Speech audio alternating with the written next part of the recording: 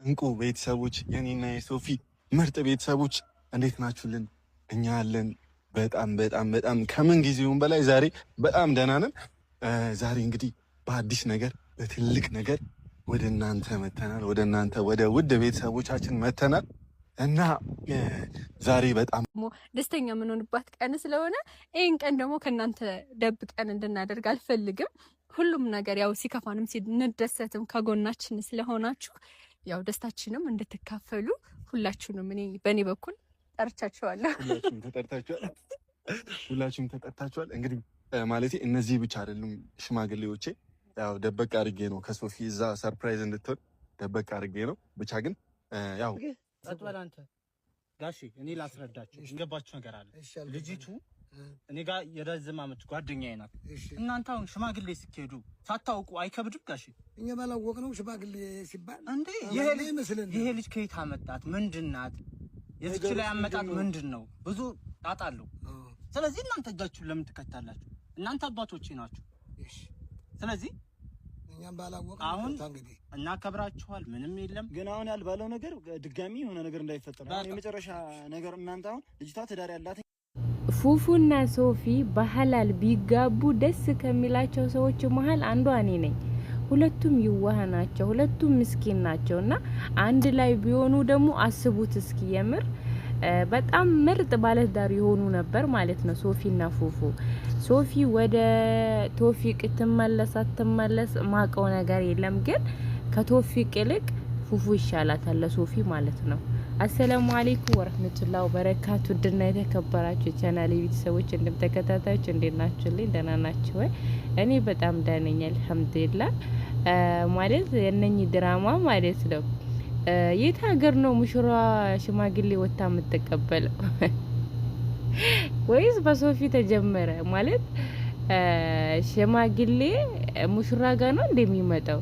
ሽማግሌዎች እኮ ሲመጡ እናት አባት ጋር ነው እንጂ አረ በዚህ እንኳን አትነቁም እንዴ? አረ ተው ግን የሆነ ነገር አመሳስሉ ማለት ሙሽራ ወጣ ሽማግሌ የምትቀበለው ማለት ውሸቱንም ወደ እውነት አቀራርቡት ማለት ነው። እና በነገራችን ላይ ማለት ነው እውነቱን ሳወራ ፉፉና ሶፊ በሐላል ቢጋቡ ባይጃጃሉ፣ አሁን እንደሚጃጃሉት ባይጃጃሉ ደስ ከሚላቸው ሰዎች መሃል አንዷ እኔ ነኝ ማለት ሁለቱም ይዋህ ናቸው፣ ሁለቱም ምስኪን ናቸውና በቃ ቢጋቡ በሐላል ማለት ነውና የዛሬ 1 አመት ከምናምን ማለት ነው በእንትና ማለት ነው በፉፉና በፍቅር የሰራውት ቪዲዮ ወርዳችሁ ማየት ትችላላችሁ።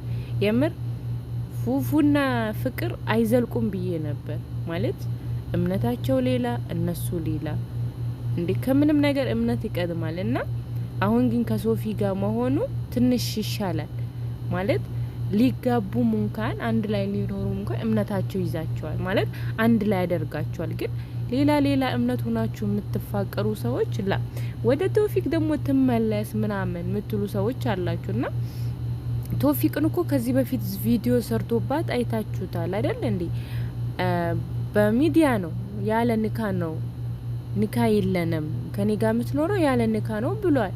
ስለዚህ እንደዚህ ያወራትን ሴት ልጅ እንደዚህ በሚዲያ ያዋረዳትን ሴት ልጅ እንደገና ያቺ ልጅ ከሱ ጋር ህይወቷን ተቀጥል ማለት ለኔ ከባድ ነው ማለት እኔ ቦማላደ እንደዚህ ብሎኝ ያኔ ለምሳሌ በሌላ ነገር በሲምፕል ነገር ቢጣሉ ምናምን ኢትስ ኦኬ። ግን እንደዚህ በሚዲያ ነገር ወጥቶ ንካ የለንም ብሎ ያው ስተተኛ እኛ ሴቶች ነን። እኛ ሴቶች ማለት ስናፈቅር ማለት ነው ጭፍን ነው የሚልብንና ያኔ ሶፊያ ተሳስታለች። በእርግጠኝነት አደግመው በእርግጠኝነት ማለት ነው ያኔም እኮ እኔ ነበር መወድክ አንተ አትወደኝም ነበር ብላለች። እና እውነቷን ነው ወንድ ልጅ ከወደደ ሴትን ልጅ አያረክስም። ለሴት ልጅ ሪስፔክት አለውና እንደዚህ ቶፊቅ ሴትን ልጅ አያከብርም እያልኩ አይደለም፣ ግን አይወዳትም አያፈቅራትም ነበር። ከብዙ ሴቶች ጋር ነበር ቶፊቅ ማለት ነው።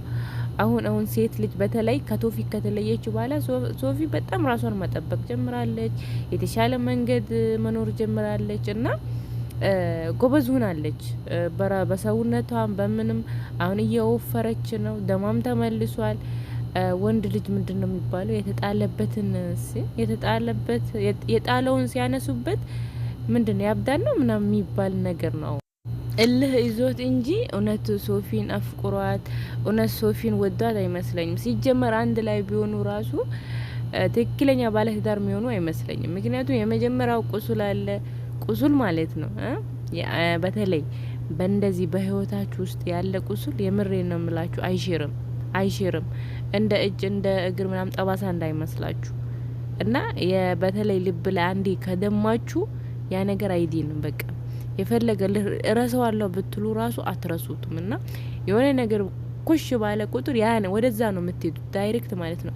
በፊት እኮ እንደዚህ ብላኝ ነበር፣ በፊት እኮ እንደዚህ ብሎኝ ነበር፣ ያንን ቦታ ነው የምትገቡት ማለት ነው። ያ ደግሞ ያንን ነገር ተደፍኖ እስካልመጣ ድረስ ደግሞ አስቸጋሪ ነው። ያንን ነገር ደግሞ ልድፈነውን ብትሉ እንጃ ምናልባት በዲናቸው ጠንካራ ሆኖ የአላህን መንገድ ገብቶ ተውባ አድርጎ እስትግፋር ገብቶ ያንን ነገር ኢማን ያለው ሰው ያንን ሸይጣን ያሸንፋል እንጂ እንደኛ ያለ ሰው የሚያሸንፍ አይመስለኝም። እና አንድ ስንባል ሁለት የምንባባል ሰዎች ነን እኛ በተለይ ማለት ነውና ኢማን ትንሽ ያላቸው ሰዎች ምናምን በቃ ሁሉን ነገር ለአላህ ትቶ ነው እንትን ለኛም አላህ አቂሙን ይስጠን፣ እንደዚህ አይነት ሰብር ይስጠንና አለላችሁ የፈለኩት ምንድነው አንዴ ልብ ከደማ የዳነ ይመስለናል እንጂ የሆነ ነገር ኩሽ ባለ ቁጥር የድሮውን ተመልሰን እንድናስብ ያደርገናል። በቃ ሁሉም ነገር ነው የሚያስጠላን።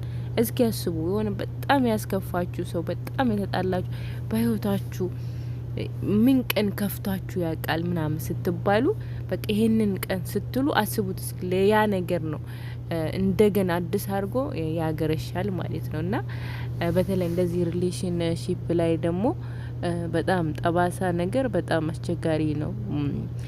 ደስታችሁን ወደፊት እንዳትቀጥሉ ነው የሚያደርጋችሁ። ከድሮው ሰው ከመቀጠል አዲስ ሰው ለምዳችሁ ከዛ ሰው ብትቀጥሉ ነው የሚሻለው እንደኔ ማለት ነው። የምር ማለት አሁን እኔ የምላችሁ ሶፊያና ቶፊቅ አንድ ላይ ስለኖሩ ነው።